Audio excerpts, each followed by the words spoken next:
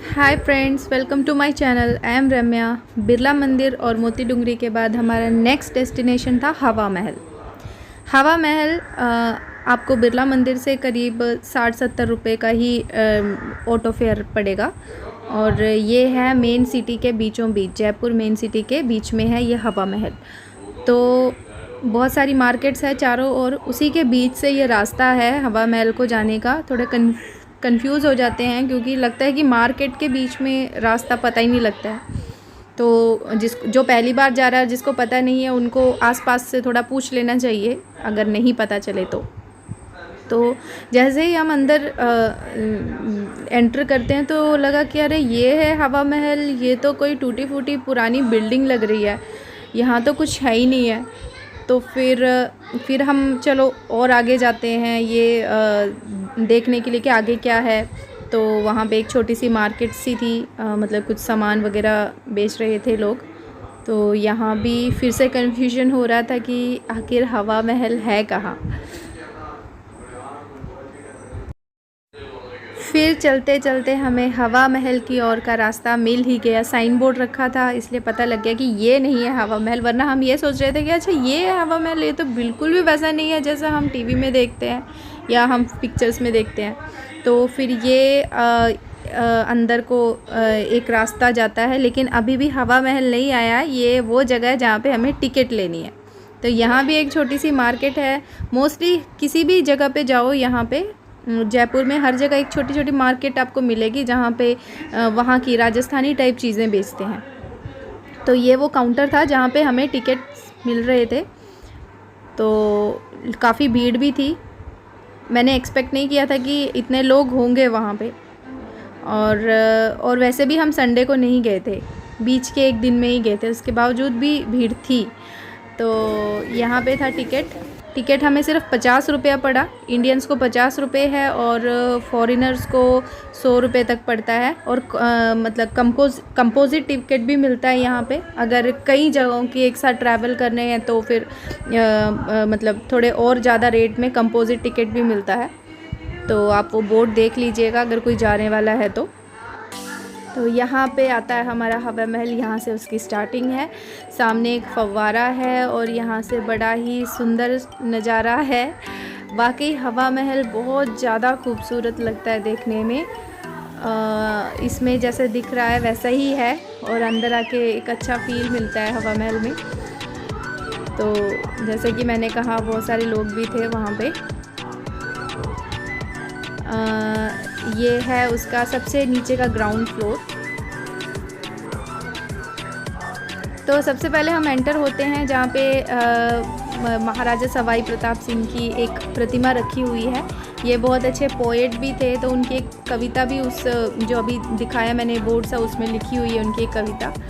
तो ये उनके सामने जो एरिया दिख रहा है, जो वरांडा, वहाँ पे वो शायद कृष्ण जी की पूजा करते थे। स्पेशल उनके लिए ही कमरा था ये। और ये इस राजा की मूर्ति बड़ी ही अच्छी लग रही थी, एकदम अलाइव लग रही थी। और उसके बाद फिर आगे बढ़ते हैं, और आगे बढ़ते ही जाते हैं हम। तो यहाँ पे छोटी छोटी खिड़कियाँ हैं। हवा महल की सबसे बड़ी मतलब ये इसकी खास बात है कि यहाँ पे बहुत सी छोटी छोटी खिड़कियाँ हैं। ये कई मंदिर भी आपको दिखते हैं जहाँ पे बोर्ड लगा हुआ कि यहाँ ये मंदिर है। अभी देखा शारदा मंदिर, पर मुझे मंदिर कहीं दिखाई नहीं। हो सकता है कि यहाँ पे कुछ पहले होता हो मंदिर टाइप का, या कुछ बंद पड़ा हो वहाँ पे जो मंदिर हो, नो आइडिया। तो ये है वो छोटी छोटी खिड़कियाँ। सभी लोग देख रहे थे तो मुझे भी बड़ी एक्साइटमेंट हो रही थी कि आखिर ऐसा क्या है वहाँ से देखने में।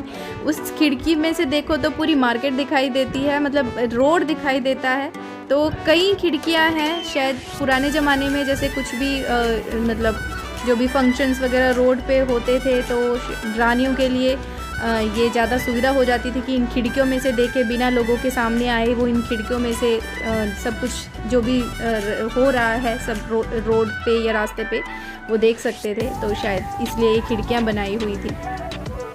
तो ये और हम ऊपर जाते हैं तो ये वाला नज़ारा है। यहाँ पे छत सी है। यहाँ पे हवा महल में बहुत सी ऊपर को जाती हुई छोटी छोटी गलियाँ हैं, और मतलब बहुत ऊपर को रास्ता बहुत है यहाँ पे, गलियों जैसा रास्ता। तो यहाँ से हम खड़े होते हैं तो सीधा हमें नाहरगढ़ दिखाई देता है, नाहरगढ़ फोर्ट दिखाई देता है। जो सामने देखा आपने वो नाहरगढ़ फोर्ट था। तो यहाँ से भी हवा महल का जो लुक है बड़ा अच्छा लग रहा था। तो फ़ोटोज़ वगैरह लोग खींचते हैं यहाँ पे ताकि जो बैकग्राउंड काफ़ी अच्छा आए। तो एक छत जैसी थी और तो बस इतना ही है यहाँ पे।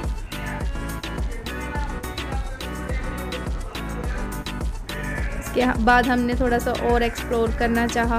तो इस तरह से बहुत सी छतरियों जैसी चीज़ें बहुत बनी है, अच्छा लगता है देख के, इतना स्पेशियस है। और हाँ, इस तरह से रंगीन खिड़कियाँ भी हैं वहाँ पे, फ़ोटोज़ वगैरह खींचने के लिए अच्छा बैकग्राउंड देती है।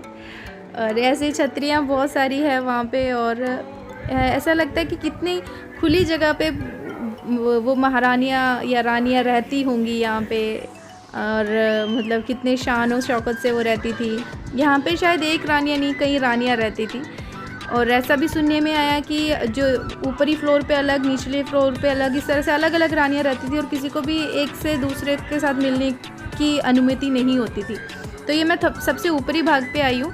यहाँ पे पूरा सिटी दिखता है, जयपुर सिटी, सामने फोर्ट दिख रहा है।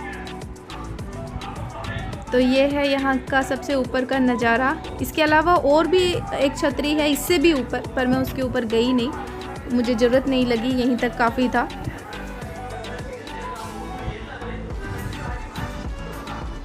ये है ग्राउंड फ्लोर जो हमने देखा था सबसे पहले। तो इतना ही है हमारा हवा महल, वाकई बहुत खूबसूरत है। इसके अलावा जब हम नीचे उतरते हैं, वापस निकलते हैं एग्ज़िट को, तो बहुत सी पुराने ज़माने की बहुत सी मूर्तियाँ भी हैं। ये 17वीं शताब्दी की एक मूर्ति है। तो इस तरह से बहुत सी मूर्तियाँ वहाँ पे रखी हुई थी। ये मैंने सिर्फ एक ही डाली है। अब हम अगला जो जा रहे हैं वो जंतर मंतर जा रहे हैं। तो हमें 20 रुपये लगे पर पर्सन, इलेक्ट्रिक ऑटो किया था हमने वैसे। तो ये थी मेरी दूसरी वीडियो जो जयपुर से रिलेटेड थी। दोबारा मिलते हैं फिर अगली वीडियो में। अभी के लिए बाय बाय, टाटा, सभी अपना ध्यान रखना, फिर मिलते हैं।